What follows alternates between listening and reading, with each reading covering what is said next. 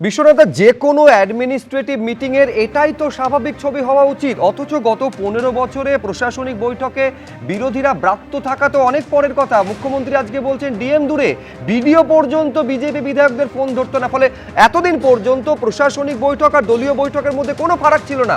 ফলে ওই অ্যাডমিনিস্ট্রেটিভ মিটিংয়ের আমরা ওরার স্পষ্ট প্রতিফলন উন্নয়নের ক্ষেত্রেও দেখা গিয়েছে এতদিন। দেখো সুব্রজিৎ, আজকে আমার আনন্দের দিন। সত্যি বলতে আজকে একটু আবেগতাড়িত। আমার লেখালেখি বলা তোমার স্টুডিওতে অন্তত শয়ে শয়ে দিন বলেছি যে কিভাবে বিরোধী পরিসরটাকে মমতা বন্দ্যোপাধ্যায় সংকুচিত করেছে। দিনের পর দিন এমএলএ এমপিদেরকে বৈঠকে ডাকা হতো না। দিনের পর দিন জেলা স্তরে প্রশাসনিক সভার নাম করে উনি দলীয় সভা পরিচালনা করতেন এবং 3 দিন ধরে মহোৎসব হতো। এক একটা প্রশাসনিক সভায় আরটিআই করে জানা গেছে কোথাও 10 কোটি, কোথাও 12 কোটি টাকা খরচা করতেন। দিনের পর দিন বিরোধীদেরকে সামান্যতম মানে ত্রাণ বন্টন করতে দিত না। আমার এখনো মনে আছে যে সুকান্ত মজুমদার বাড়ির থেকে বেরোতে পারছেন না করোনা পিরিয়ডে, তাকে ত্রাণ দিতে দিচ্ছে না। দেবশ্রীকে ত্রাণ দিতে দিচ্ছে না। জন বার্লাকে বাড়ির বাইরে ছাড়ছে না। তার কারণ হলো সে সাধারণ মানুষকে ত্রাণ দিতে যাবে। ফলে পশ্চিমবাংলায় যে তৃণমূল কংগ্রেস যে কুৎসিত রাজনীতিটা তৈরি করেছিলেন মমতা বন্দ্যোপাধ্যায়, তার থেকে আজকে আমাদের মুক্তি দিলেন শুভেন্দু অধিকারী। চিরতরে শুভেন্দুর কাছে আমি কৃতজ্ঞ থাকবো ব্যক্তিগতভাবে, কারণ এই রাজনীতিটাই আমি দেখতে চেয়েছিলাম। মরার আগে আমি একবার দেখতে চেয়েছিলাম যে সমস্ত রাজনৈতিক দলগুলোকে নিয়ে একটা সরকার যে চলা উচিত, সংসদীয় ব্যবস্থা। বিশ্বনাথের সঙ্গে যোগ করব বিমলদের কাছে যাওয়ার আগে, বীরভূমে এই 2021-এর ভোটটা যদি ধরেন, বীরভূমে 11টা আসনের মধ্যে একটা মাত্র বিজেপি জিতেছিল।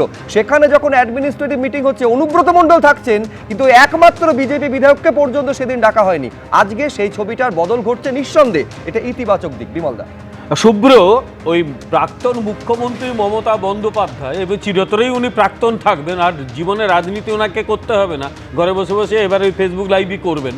ওনার যে অশিক্ষিত বিভেদকামী রাজনীতি ছিল, আজকে তার দুগালে দুটি থাপ্পড়। প্রথম থাপ্পড়টি মেরেছে বিজেপির নেতৃত্বাধীন রাজ্য সরকার।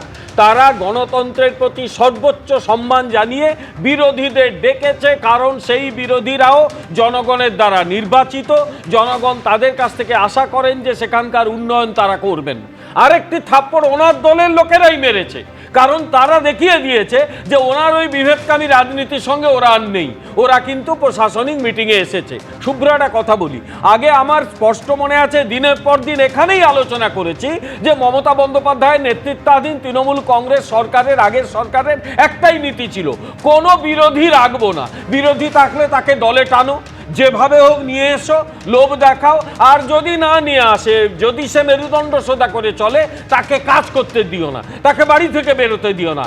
কোথাও যদি ঘূর্ণিঝড় হয়, কোনো এমএলএ যদি নিয়ে যান, বিরোধী এমএলএ, তিনি ত্রাণ দিতে গেছেন, কিছু লোককে সাজিয়ে রাখতো ক্রিমিনাল বাহিনী, তারা চিৎকার করে আটকাতো। ঠিক চিল বলা যাবে না, ওই রাস্তায় রাতের বেলা যে কুকুরগুলো চেঁচায় ওই মতো চেঁচাতো। ফলে তাদের কাজ করতে দিত না, গাড়ি ভাঙতো, মারধর করতো। এইরকম যে অশিক্ষিত ক্রিমিনালের রাজনীতি এই রাজ্যে চালু করেছিল মমতা ব্যানার্জি, আজকে চিরতরে তাকে বন্ধ করা হলো।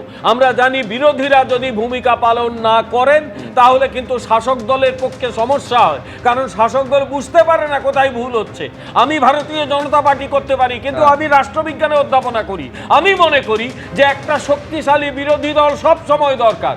চাইলে তৃণমূল কংগ্রেস 80 জন বিধায়ক নিয়ে একটা শক্তিশালী বিরোধী দলের ভূমিকা পালন করতে পারে, কিন্তু ওরা পারবে না। তার কারণ এই মমতা ব্যানার্জি ওদের করতে দেবে না, এবং ওই দলটা ধ্বংস হবে due to Mamata Banerjee. ABP Ananda, এগিয়ে থাকে, এগিয়ে রাখে।